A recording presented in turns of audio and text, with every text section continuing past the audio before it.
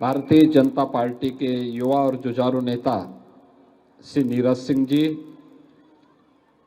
आनंद मोहन तिवारी जी और भारी संख्या में आज की संगत में आए हुए सभी उपस्थित बहनों और भाइयों, पूरा देश इस वर्ष भर के कार्यक्रमों के साथ जुड़ा हुआ है। जब हम नवम गुरु तेग बहादुर जी महाराज, भाई मतीदास जी, भाई सतीदास जी, भाई दयाला जी की शहादत को स्मरण करते हुए उनके प्रति उनकी स्मृतियों को हम सब नमन कर रहे हैं। आज का यह कार्यक्रम भी हमें उन्हीं स्मृतियों की ओर ले जाने और उन महापुरुषों के प्रति कृतज्ञता ज्ञापित करने का एक अवसर प्रदान कर रहा है।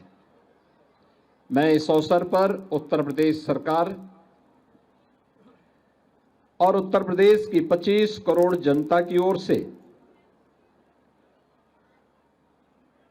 गुरु तेग बहादुर जी महाराज को,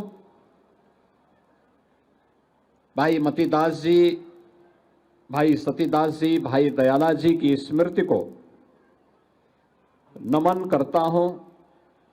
उनकी स्मृति को कोटि कोटि नमन करते हुए विनम्र श्रद्धांजलि भी अर्पित करता हूं।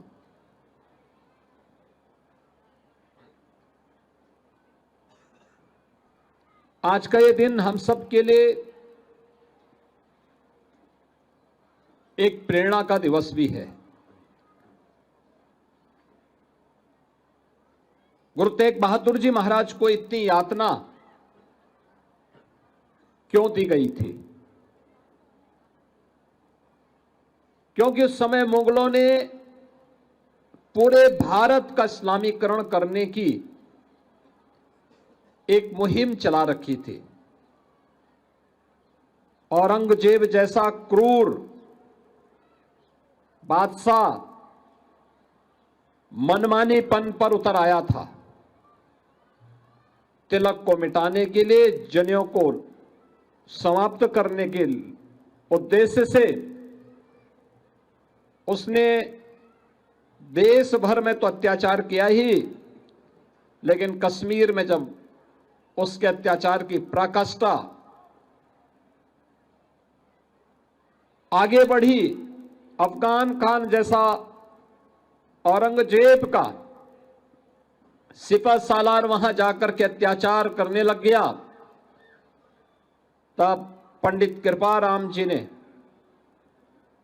जब कहीं शरण नहीं मिली तो गुरु तेग बहादुर जी महाराज की शरण में जाकर के याचना की थी। याचना गुरु तेग बहादुर जी महाराज के सामने हो रही है, लेकिन गुरु गोविंद सिंह जी महाराज जो मात्र 9 वर्ष के हैं, वो गुरु तेग बहादुर जी महाराज से कह रहे हैं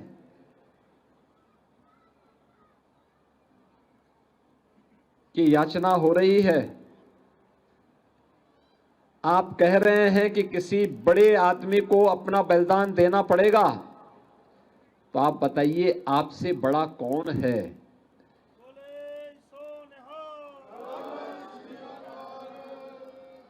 आप याद करिए 9 वर्ष की उम्र क्या होती है। और फिर गुरु तेग बहादुर जी महाराज ने उस अत्याचार के खिलाफ आवाज उठाई। गुरु तेग बहादुर जी महाराज को कैद कर दिया जाता है। भाई मतीदास को पहले यातना दी जाती है, आरे से चीरा जाता है। भाई सतीदास को रुई के बंडल में डाल करके उसमें आग लगाई जाती है और भाई दयाला को उबलते हुए पानी के डेग में डाल करके उन्हें बलिदान कर दिया जाता है। और गुरु तेग बहादुर जी महाराज तब भी अपने धर्म और अपने संकल्प से डिगे नहीं, तो उनके साथ कितनी बड़ी क्रूरता बरती गई।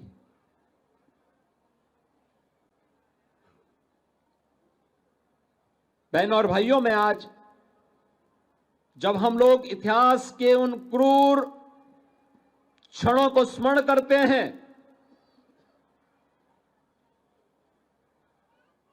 तो हम सबको ये लगता है कि ये यातनाएं उस समय इस गुरु परंपरा ने न केवल सही थी, बल्कि आवश्यकता आने पर उस यातना और उस क्रूरता का जवाब देने के लिए अपने आप को तैयार भी किया था। गुरु गोविंद सिंह जी महाराज को जब हम स्मरण करते हैं, मात्र 9 वर्ष की उम्र में जिन्होंने अपने गुरु और अपने पिता को खोया हो, जिनके 4 साहबजादे इस सनातन की रक्षा करने के लिए बलिदान हो गए हों, और दुनिया के अंदर ये बहुत कम उदाहरण देखने को मिलता है। जो गुरु गोविंद सिंह जी महाराज के बारे में हम देखते हैं, एक शहीद पिता के पुत्र हैं, तो शहीद पुत्रों के वे पिता भी हैं।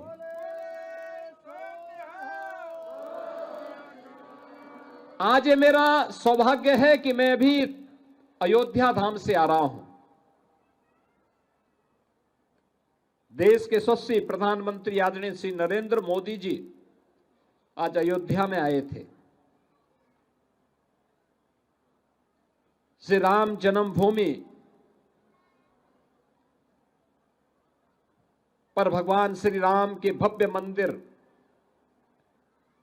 का निर्माण कार्य पूर्ण होने के उपलक्ष्य में आज भारत की सनातन का भगवा ध्वज का आरोहण राम मंदिर के शिखर पर हुआ है, एक भव्य समारोह में हुआ है। यही वह भगवा ध्वज है जिसकी रक्षा करने के लिए सिख गुरुओं की परंपरा और पीढ़ी की पीढ़ी अपने आप को बलिदान करती आई है। ये वही परंपरा है। याद करिए, 1510 से लेके 1515 के बीच प्रथम गुरु नानक देव जी महाराज अयोध्या धाम में श्री राम जन्मभूमि मंदिर में दर्शन करने के लिए जाते हैं, और 1528 में एक विदेशी आक्रांता बाबर के सिपा सालार के द्वारा मंदिर को तोड़ दिया जाता है। और उस समय बाबर के अत्याचार को देखते हुए गुरु नानक देव जी महाराज ने बाबर को जावर कह करके उसके कृत्यों को पूरी मजबूती के साथ उसका विरोध किया था। आगे की परंपरा भी, जब अयोध्या में राम जन्मभूमि के लिए जब भी संघर्ष हुए, सिख गुरुओं ने, सिख योद्धाओं ने, निहंगों ने, संतों ने, राजाओं ने, सामान्य नागरिकों ने, माताओं और बहनों ने अपने आप को बलिदान देने में कहीं भी पीछे नहीं हटे, कभी पीछे नहीं हटे। और अयोध्या के बारे में जो बात हम सबको स्मरण रखनी होगी, साम्राज्य आए गए, पीढ़ियां आई गई, लेकिन एकमात्र अडिग थी, वह थी आस्था। और जो आस्था आज अयोध्या में फिर से 500 वर्षों के बाद श्री राम जन्मभूमि पर भगवान राम के भव्य मंदिर के निर्माण को पूरा करने के इस महायज्ञ का साक्षी बनी है। और वही आस्था आज यहां पर भी हम सबको देखने को मिल रहा है।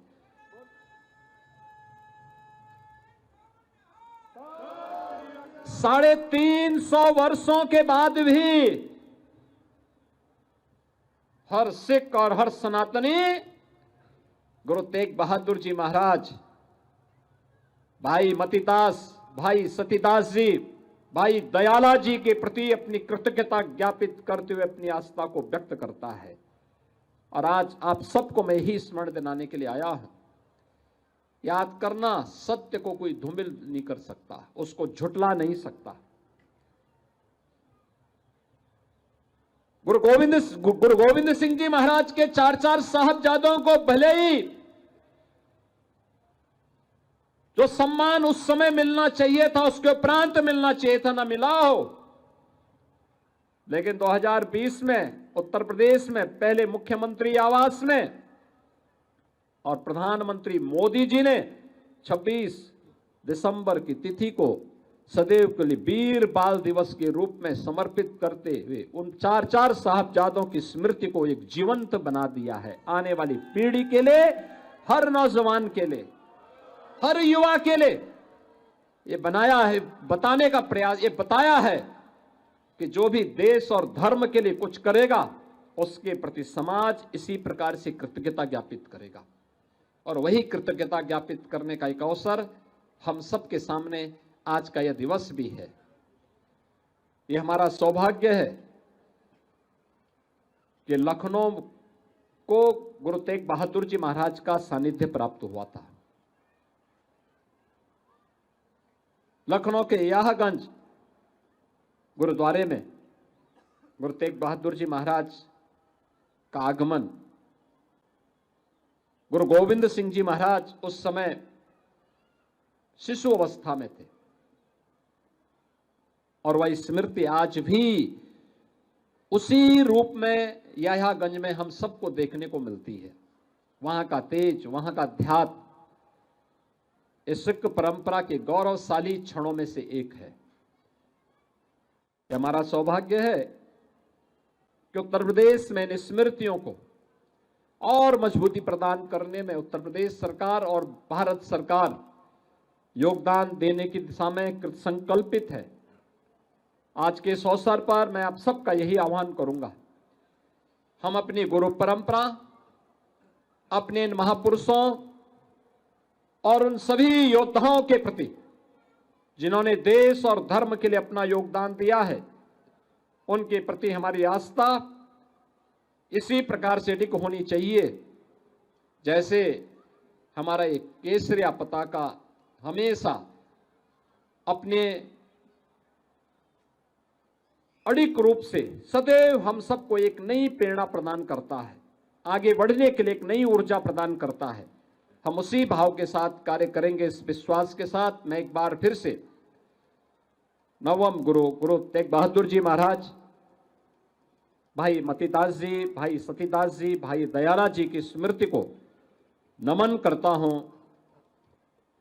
आप सबको इस शहीदी दिवस के अवसर पर आपके इस कार्यक्रम के लिए हृदय से धन्यवाद देता हूं। इतनी भारी संख्या में एकत्र होकर के आपने कृतज्ञता ज्ञापित करने और गुरु परंपरा से प्रेरणा प्राप्त करने का कार्य इस विराट कार्यक्रम के माध्यम से कर रहे हैं। मैं इस अवसर पर एक बार फिर से यहाँ पे गुरुद्वारा प्रबंध समिति से जुड़े हुए जितने भी हमारे पदाधिकारी हैं उन्हें इस बात के लिए आश्वस्त करता हूँ कि डबल इंजन की सरकार सदैव आपके साथ खड़ी है, क्योंकि यह केवल हमारे लिए केवल एक विचार नहीं बल्कि उस महान परंपरा के प्रति कृतज्ञता ज्ञापित करने का भी एक अवसर होता है जिसने देश और धर्म के लिए अपना सर्वस्व न्यौछावर करने में किसी भी प्रकार की कोई कोताही नहीं बरती थी। इस संकल्पों के साथ हम सब जुड़े हुए हैं। इस विश्वास के साथ मैं आप सब के प्रति एक बार फिर से अपनी भावनाओं को व्यक्त करने के लिए सीधे अयोध्या धाम से यहीं पर उपस्थित हुआ हूं। एक बार फिर से गुरु तेग बहादुर जी महाराज की स्मृति को नमन करता हूं। बोले सो निहाल।